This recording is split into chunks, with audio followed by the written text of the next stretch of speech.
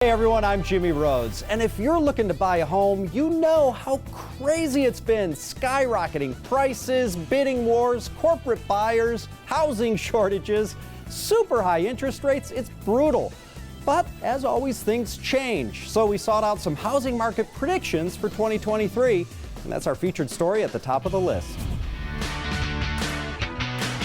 Buying a home lately has been rough. 2022 was a roller coaster of a ride for residential real estate. CEO of Halpern Residential at North & Co., Trevor Halpern's sorting through the wreckage and looking ahead. Here's our chance to predict what's going to happen in 2023. And it starts with lower interest rates later in the year. The National Association of Realtors is predicting mortgage rates for 30-year fixed rates somewhere between 5 and 5.5%. Let's do better. The National Mortgage Bankers Association is predicting somewhere between 4.5 and 5%. Come on, even lower. And on the low side, Fannie Mae is predicting that 30-year fixed mortgage rates will be somewhere between 4 and 4.5% in 2023. Now we're cooking with gas, but remember, there is a downside to lower interest rates. With interest rates predicted to go down, we will see a steady increase in price appreciation for houses nationwide. Yeah, the market might heat right back up to that peak pandemic crazy seller's market. So right now, before interest rates drop, is the time to write your bold,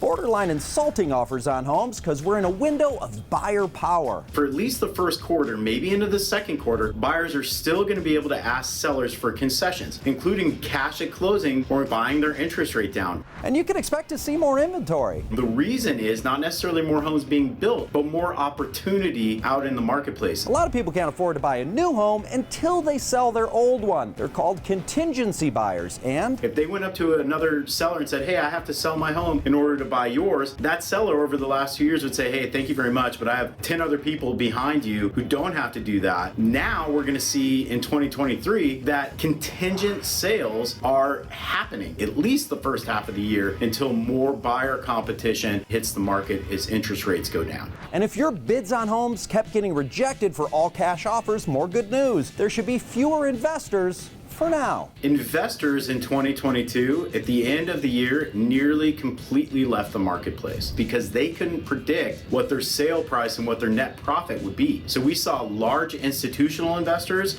hedge funds that were buying a lot of homes, slow way down. We saw individual LLCs and onesie-twosie investors who would buy a couple of homes a year. They all but stopped. Finally, 2023 could spell the end of iBuying. iBuyers are the institutions like Zillow Homes, Open Door, OfferPad, who create an instantaneous internet purchase. When there was pricing appreciation month over month, iBuyers were barely profitable and oftentimes not profitable. And in a marketplace where prices are flatlined or going down, iBuying does not make sense. And instead of throwing good money after bad, their capital is likely going to dry up and the model is going to significantly shrink or cease altogether. If so, that would be another high-volume institutional buyer that won't be scooping up gobs of inventory. Housing market predictions for 2023 are at the top of the list.